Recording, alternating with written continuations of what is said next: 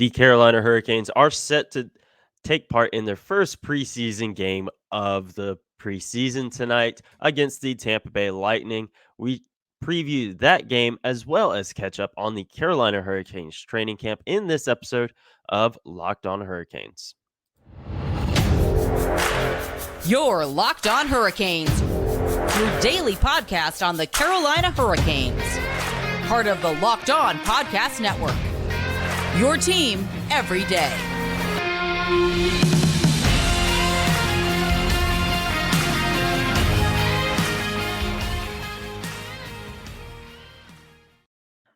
Hey there, Caniacs. I'm your host, Jared Ellis, and you're listening to Locked On Hurricanes on the Locked On Podcast Network, your team every day. And as always, I'd like to thank you for making Locked On Hurricanes your first listen of this Tuesday morning. And don't forget to follow the show on Twitter and Instagram at LO_Hurricanes and myself on Twitter at JaredEllis_96. And as I mentioned, the Carolina Hurricanes are having their first preseason game tonight against the Tampa Bay Lightning. The Hurricanes and the Lightning are one of the final two teams to start their preseason. 28 other teams have already played their first preseason game, or in some cases, games. So, ready to get this underway. Obviously, it's the preseason, so but non-consequential, and not something that necessarily that means like a whole lot in the grand scheme of things. But this is going to be a way to kind of gauge where the Hurricanes are at. If you remember, in I think it was day 2 of training camp, I believe, or it could have been day 3 as well. I don't remember exactly. Rod said that everyone looks good in practice, and you need to get the games going to really start gauging of where things need to go and what needs to be worked on. So this is going to be where we can finally start seeing exactly that of what needs to be worked on with this team. And you look at the lineup that the Hurricanes are putting out tonight. It is a very, very veteran heavy lineup. We do have the idea of what lines we're going to be looking at. Obviously, things could change between now at 11:42 in the morning and come game time tonight. So we do have an idea of what we're going to be looking at there, as well as who we're going to be looking at in goal. And as far as defensive pairings, we know the defensive players that are going to be out there. It's just where they're going to be shaking out at in the lineup. But I do have a pretty good idea of what we're going to be looking at there. So getting the lineup out of the way. Top line, you're looking at Teuvo Teravainen, Sebastian Aho, Seth Jarvis. Second line, you are looking at Andrei Svechnikov, Jesperi Kotkaniemi, and Martin Necas. On the third line, which I somehow forgot to write down, it was Jesper Foss, Paul Stastny, and Jordan Staal. I totally butchered the order of that, but you guys know how it's going to be. And then on the fourth line, excuse me, again, I forgot to write that third line down, so it's just throwing me off. It is Stromwall, Pedersen, and Pashin.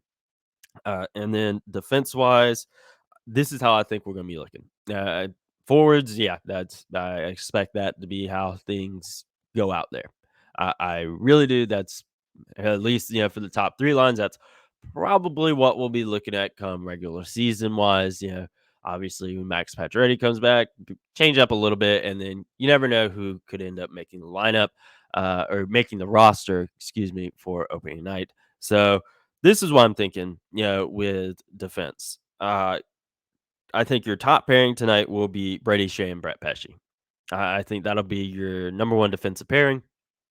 Then on your second pairing, you have Jalen Chatfield and Dylan Coghlan. I think that's what we'll be looking at there. I think that is a one that we could really see come regular season. Obviously, we are pretty loaded down there for that third defensive pairing as far as what we could be dealing with. But I do think that is a combination that we could realistically end up seeing. So I do expect to see those two get a fair amount of ice time together tonight.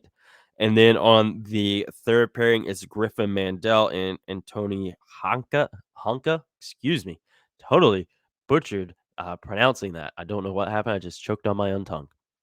But I know Honka, he's been one that a lot of folks have been excited to see, a prospect that a lot of folks are fond of. So I'm sure, folks are going to enjoy watching him tonight as well. And then as far as in net goes, it is projected to be Frederick Anderson. He's looking to go the full 60 minutes as well. This will be the first time we will be able to see him since he tore his, I believe it was MCL in Denver towards the end of the regular season. So this will be a welcome return, obviously, to be able to see Freddie back. And one thing that, or two things that I did find very interesting as well, they're wearing their white jerseys at home. I guess they're just saving the black ones for opening night, I assume. But that was a little interesting while I was going through the game notes and seeing that they're wearing those tonight. That's going to be interesting. But it is what it is. There, it's just a jersey. Doesn't really make much difference. But one thing they obviously have, the injuries. Ryan Suzuki, he's out. Max Pacioretty's out. Fitzgerald's out. And obviously it gives the reasons for these. But one that was obviously on the injured list was Jake Gardner. And if you remember, he had that quote unquote setback in terms of getting back. That's why he wasn't on the training camp roster, but he was listed as an upper body injury. Given it literally just says upper body, so it could be anything. It could be anything upper body related. But if you do remember correctly, he was having issues with his back that had to have surgery. So if it were me, I'd probably say, yeah, he's just having more back issues.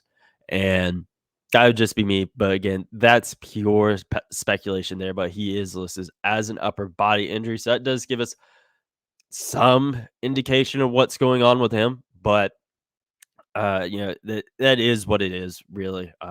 We'll see how he shakes out in terms of his recovery. We talked about it about as much as we can as far as what could potentially happen with Jake Gardner. But, looking at this game tonight, again, it is a preseason game. So it's not something I put a whole lot of stock into. And then the Hurricanes, again, they are going with a very veteran heavy lineup tonight. And I expect, this to kind of be an effort to shake off season rust and kind of get back in the swing of things.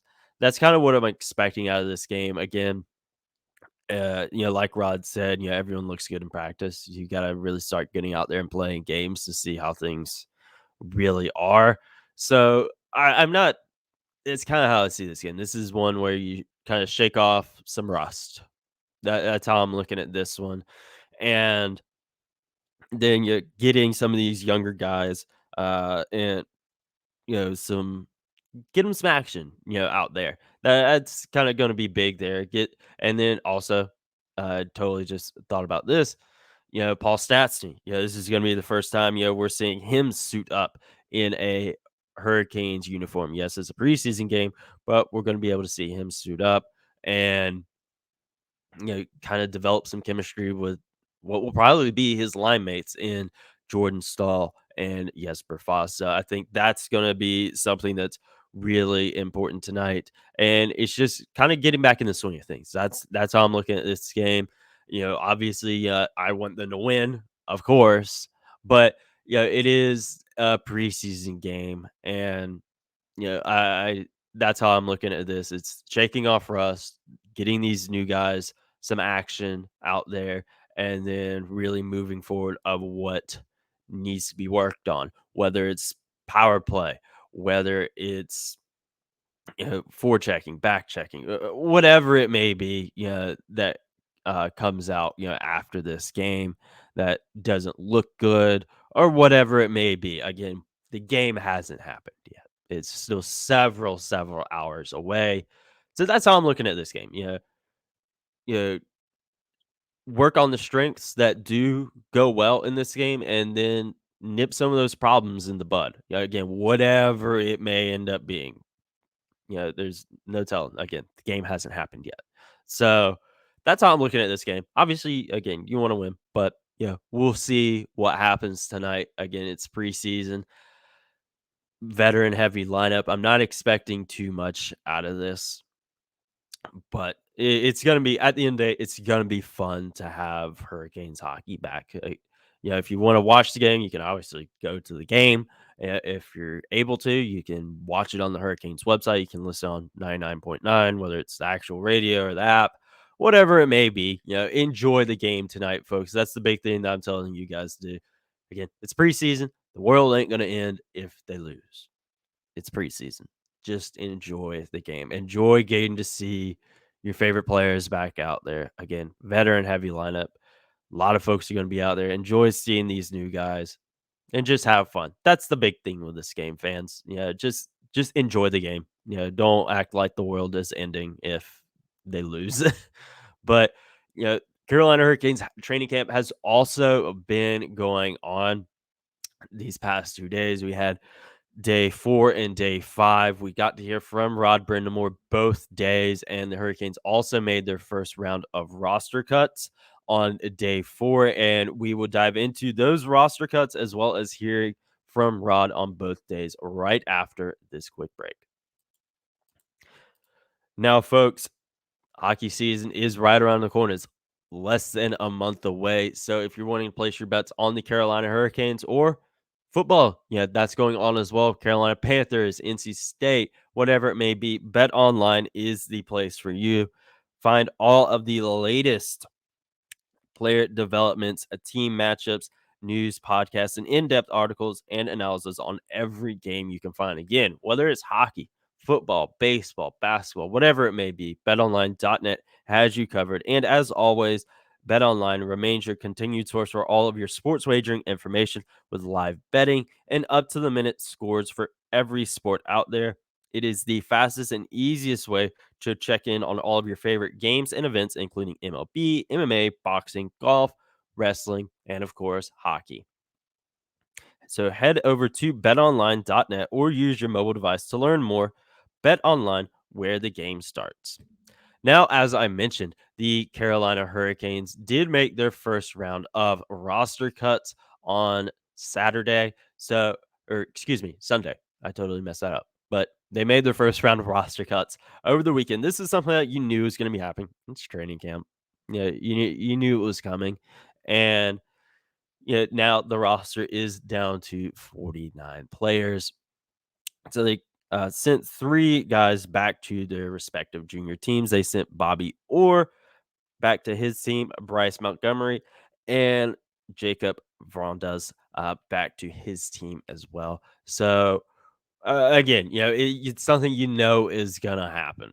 You know it, and at the end of the day, something that's gotta happen. It's part of the business, and you need these guys. Rod said, I think on day 2, guys haven't not made the team, and then guys hadn't made the team yet, and now you got guys that haven't made the team, and these were all very young prospects. So you knew stuff like this was going to happen. You knew prospects are going to be going back to their junior teams. You knew it, and it's not something that I look too much into.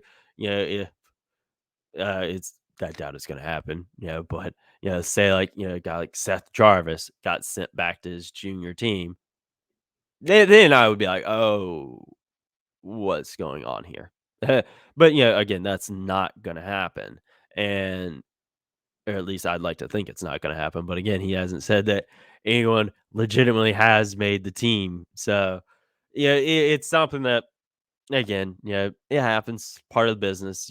Prospects are going to get sent back, and you before we know it, there's going to be names that we recognize more so that are getting sent back to their respective junior teams, AHL teams, European teams, whatever it may be.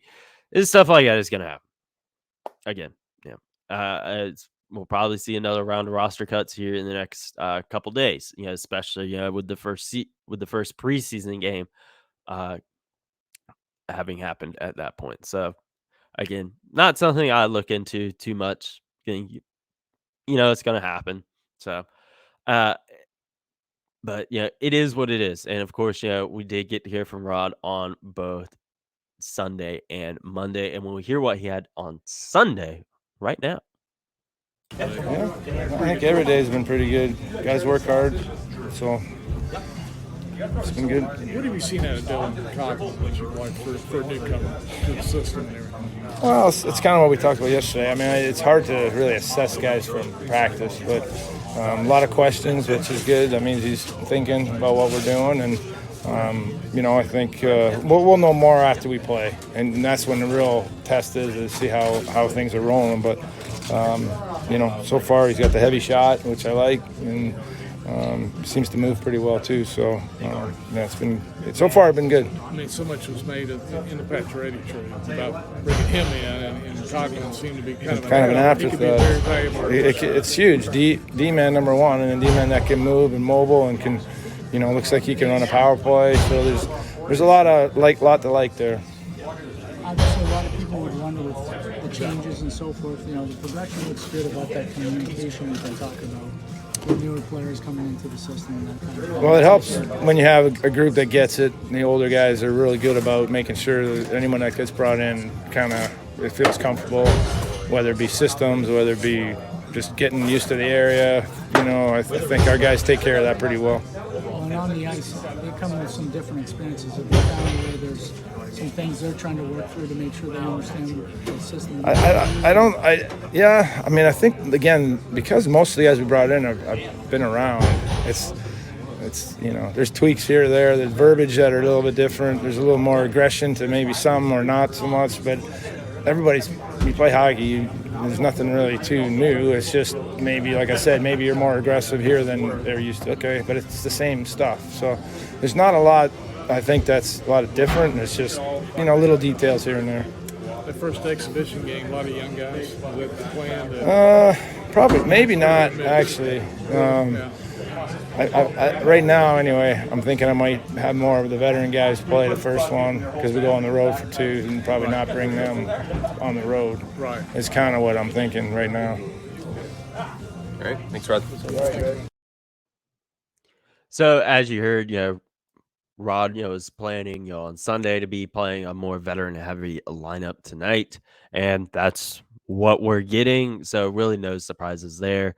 And as he mentioned, a lot of veteran guys here, now, so they get how it goes, and I think that's one of the things that have as I've talked about here, and other folks I've discussed, as far as who's gonna be making the team, you got a lot of veteran guys here that all have cases that can be made as to why they should or in some cases shouldn't be on the team. So you got all those cases made, and then of course he's talking about Dylan Coughlin. We talked about him some already, because he has kind of gotten lost in the shuffle almost, with the Pacioretty trade, and him coming in on that as well.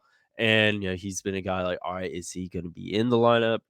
Is he not going to be? Right now we're kind of thinking, he'll kind of like cycle in and out, on that third defensive pairing. But he's playing tonight. I'm projecting him to be paired with Jalen Chatfield because, again, I do think that is a pairing that we could legitimately see this season. So, you look at that and I'm really looking forward to what we can see out of him because I think, aside from that bottom line, on the forward groups, you kind of figure where everything is going to slot out there. And, defensive wise, same with those top two pairings. But again, as we've been talking, here a lot as of late, that third defensive pairing is what's getting all the conversations and the tweets and the traction and all that. That's what everyone's talking about because there's so much going on there. Again, Dylan Coughlin, Jalen Chatfield, Calvin DeHaan. and I'm totally blanking on another name, but who am I missing? Ethan Bear. Yeah, that's who it was. Uh, but yeah, those are gonna be like the four guys, that could realistically like be here. And then of course, when Jake Gardner, comes back, if he comes back, and five guys right there for two roster spots. Yeah, three, if you want to include, that extra spot, then that like we had last year. So yeah, this is going to be very interesting for Cog, especially for Chatfield. And this is one that I really think that's where a lot of people are going to be watching. Obviously, they're going to be watching the other guys as well. Like Paul Stastny, he's probably, again, like I said, I think that's probably where he's going to be slotting in come regular season time there on that third line with Jordan Staal and Jesper Fast. But so people are going to be watching that. But and then Jesper Kotkaniemi at the second line center position. But I think a lot of folks are going to be looking at that defensive pairing right there to see how that shakes out, because again, I think that is one that we can legitimately see this year. And maybe opening night we could see that, but ultimately time is going to tell on that. But we also heard from Rod yesterday afternoon as well, or morning rather, actually, after training camp, and this is what Rod had to say yesterday.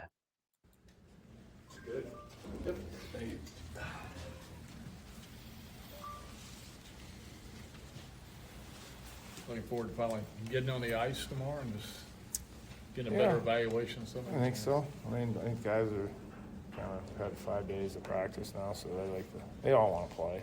So it's kind of getting that mode, and then that's the last phase of what we've been doing here is to get playing now. So be good to see some guys in action for sure. Freddie tomorrow? Well, we're not 100% sure how we're doing the goalies yet. I want to get them each couple games, so we'll chat with them now and make sure they're this is how we want to set it up. But we probably get him in tomorrow is probably what'll happen. Are you concerned about the games going down to Florida with the storm? And Well, I mean, we're not going to go if we can't go. So there's nothing we can control about it. I mean, I'm more concerned about the people down there. Obviously, when something like this is going on, it seems every time this time of year, it gets somebody. So hopefully that doesn't happen. Marty said there was a day off on the line for that shoot-off attempt. Is that right? Did you authorize that? Yeah, they get a lot of days off. So I'm not sure that that's exactly what was going on. Among all the depth you have here, Derek Stepan is back, which I find really interesting. He played well for you last year, and I just spoke to him. He said, I want to be here, but more than that, I've actually embraced the role that I'm not the player I was. I think I can thrive in the role that I could play this year. Is that part of what you hope happens with him? Yeah, for sure. I mean, like you basically said it. I mean, I think he was good for us. I think he knows that he's not going to be that top line, second line, top line kind of player anymore, but he's got a value, and because he has experience and he knows how to play, and that leadership role that he's plays, I think, is really important, and I think he understands that. And yet it's really tough because this forward group has a crazy amount of depth.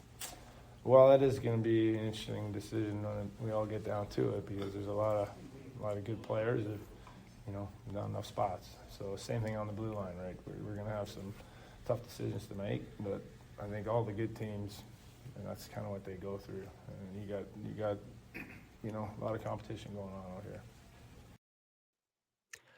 Yeah, so with Rod yesterday, again, games down in Florida kind of up in the air right now of what's going to happen in terms, with that storm coming through there. So, yeah, that's kind of one, we'll go with that, as details come out, in terms of the Hurricanes going down to Florida to play.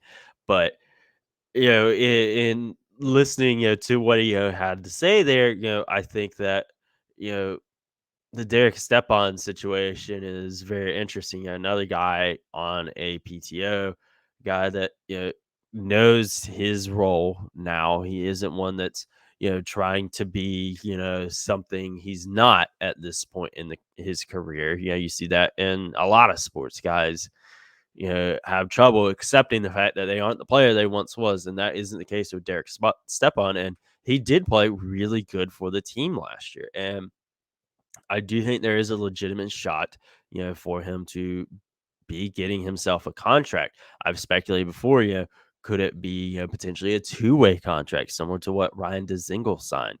And so that way, he's still in the system, because I think he could bring a lot to the organization, helping develop some of those younger guys down in Chicago. Whether or not that's something he would do of signing a two-way deal, I don't know. That's between him, his agent, and the Hurricanes of whether or not that's something he would do as far as signing a two-way deal. But again, he's a guy I think really could make the roster. Again, like Calvin DeHaan, I think he would definitely add some value. DeHaan's case on that third pairing, step on there on that bottom line. I think it's there, and it's just whether or not things shake out that way. And Rod said, at the time, goalie wise, kind of wasn't sure what he was going to be doing.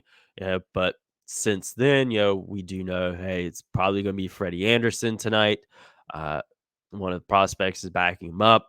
Bronta, isn't, has got the night off essentially. So, you kind of figured that was going to be the case there. Both of those guys probably get 2 games apiece is kind of what the plan seems to be. That's how it was last year. Tends to be how it is most preseasons. But we'll see how things shake out there. Again, Freddie's projected to play full 60 tonight, and it, it's preseason. I think, as I mentioned at the top of the episode, veteran heavy lineup tonight. I think it's going to be a lot of shaking off-season rust, off-season bad habits. I think that's going to be a lot of this game tonight. And then, yes, Spear starting to get comfortable in his new role on the second line center position. Paul Stastny, starting to slot in where I think he's going to be. And then, Chatfield and Coughlin, trying to shake out, make their case for the season. And then big thing, of course, these new guys of getting them some game experience, because again, everyone looks good in practice. You got to start playing games to really see what you need to work on, strengths that you have and don't have. And that's something we'll get to see after tonight. And again, it's preseason, not holding a whole lot of stock into this game. But the world isn't going to be over if they lose. It is just preseason. This is really just a way to, just an extension of camp and just continue to develop these young guys and work on what you need to work on. That's the big thing with this. As long as nothing goes too bad, as long as it's not like 10-0 or something like that, I think we'll be all right. But in the meantime, make sure you are following Locked On Hurricanes on Twitter and Instagram at @LO_Hurricanes. Follow myself on Twitter at JaredEllis_96. Subscribe on YouTube, because tomorrow we will be going over what happens in this game tonight. Whether it was a win, whether it was a loss, what went good, what went bad, who stood out in good ways and bad ways. We'll talk about it all in tomorrow's episode of Locked On Hurricanes, and I will talk to you guys tomorrow.